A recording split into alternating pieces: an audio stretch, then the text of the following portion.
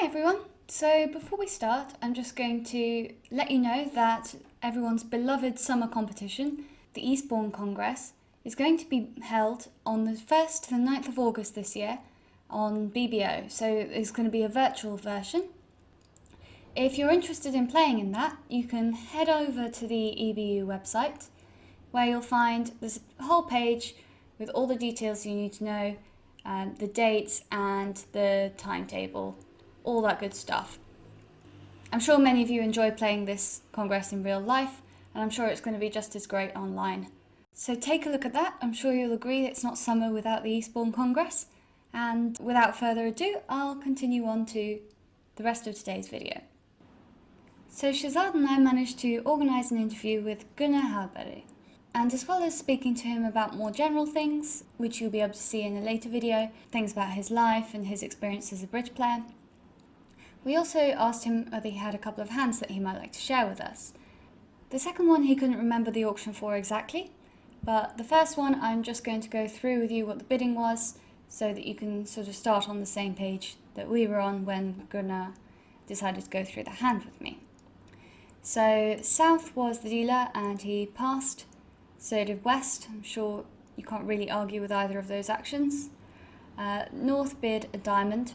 I think they were playing in Norway, so presumably playing a strong no-trump system. And East overcalled spade. Again, can't really complain about that action. South made a rather pushy two-heart bid and then had to play in it. Gunnar's going to be describing how the play went and how he defended this marvellous, marvellous hand. I love this hand so much. You'll probably hear me gushing about it at regular intervals. It's really beautiful. The second hand is a Grand Slam hand where he was playing in 7 diamonds, so that's obviously a crowd pleaser as well. I really hope you enjoy these hands as much as I did.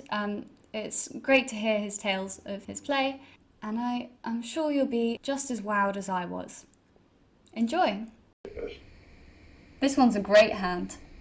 I like this one very much. So, when you're inspired, really inspired, I know myself when I'm on top form, I find play like this. Mm-hmm.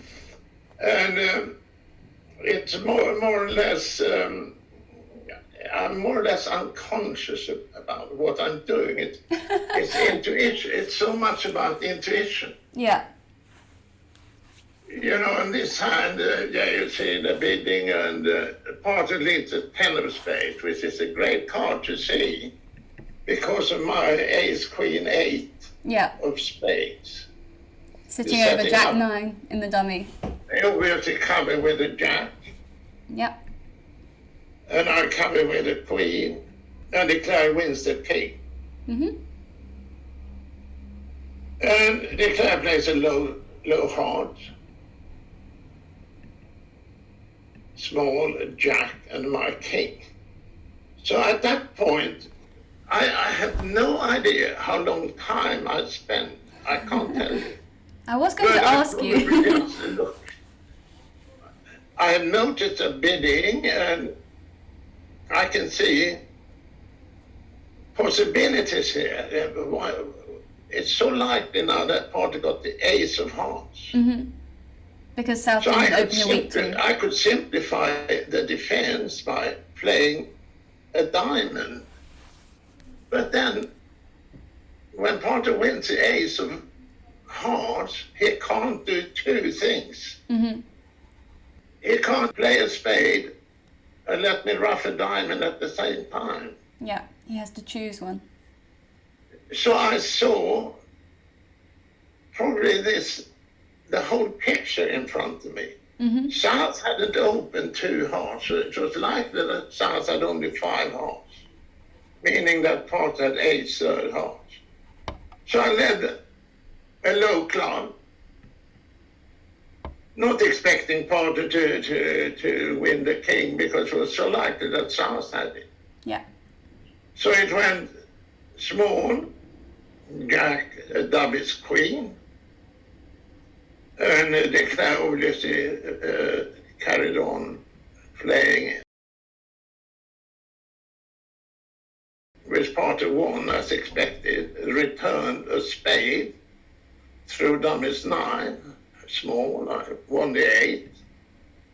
And now, importantly, I cast the ace of clubs just to make partner understand what was going on. Yeah.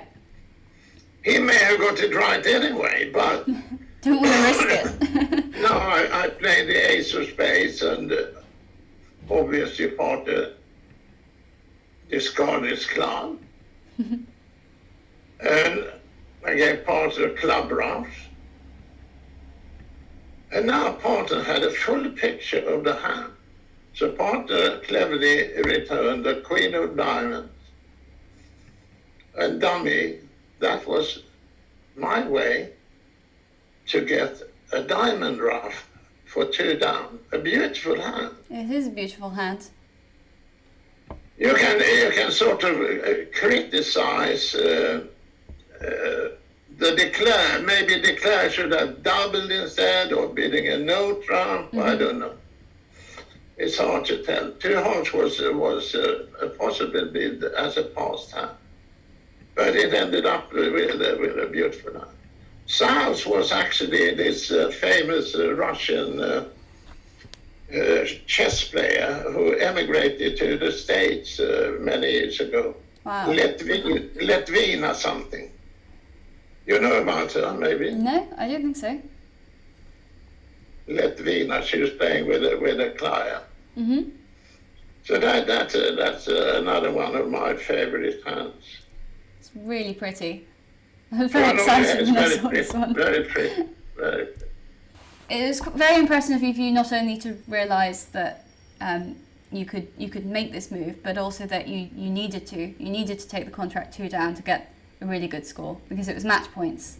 Everybody wants 200 at match points. Yeah, that is so good. You look, you see, oh, they are vulnerable. 200 is coming in. It's a nice feeling of this. I thought it was really cute.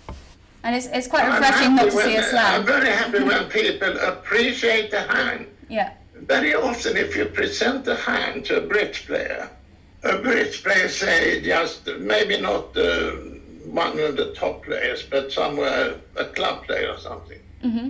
They always like to find some fault with the whole hand. Saying, oh, the player should have got it different, he should have played it differently, he should have bid it differently. But I like just to see what happened. Yeah. And that is what mattered, what happened, not what should have happened. Yeah. It's because bridges could never be a perfect game, so to say. It's too difficult. Yeah, it was quite amazing. And yes, maybe you could argue that South didn't necessarily have to bid 2 hearts, but then this wonderful hand wouldn't have happened this way. So. Yeah. So, Gunnar, you wanted to show me this lovely 7 diamond hand, which is always very exciting, playing in a Grand Slam. Would you like to talk us through what happened? Yes, what happened is that, number one, I was a young lad. I played in a tournament in Sweden on a very good team, and we had managed to qualify to a semi-final, playing a very strong team in, say, a Congress. Mm-hmm. And my partner and I optimistically bid to 7 diamonds here. And the guy to my left led the king of spades. And when dummy came down, I did what I always done, because I was taught from a very early age that count your tricks when dummy comes down. So I counted to 12, and I realized that there were different ways of maybe making a 13th trick. Number one, roughing out the spades if they were 4-3. Yep. So I started off in a normal fashion. I won the ace of spades and roughed the spade.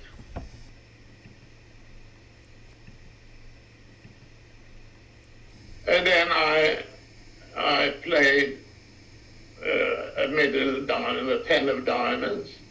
The 8 came up. I overtook with a queen. And now when the 8 had gone, I realized that all the diamonds were equal. Yeah. So I recounted and worked out that if I rough another 3 spades in hand, we actually got 13 tricks by ace of spades, 4 spade roughs, ace of hearts, 4 club tricks, and 3 diamond tricks in dummy. That's up to 13. So it turns out to be a beautiful dummy reversal. So I go to, and now I rough. I should be careful here, not to rough with another low. I have to rough high. Yeah. We go back and rough high. So now you rough another spade. You go to the jack of clubs or the ace, rough your last spade, and go to dummy, the last entry. And I think this is my favourite trick of the whole hand. All the trumps with a 5 of trumps, which is a beautiful entry. Yeah. That to me early in my career was the first hand I got published in one of the big papers in Stockholm. Oh, wow. It made me very proud back then, obviously. Yeah, we actually, in that tournament, we reached the final, and we were very successful over the years. That team I was playing on,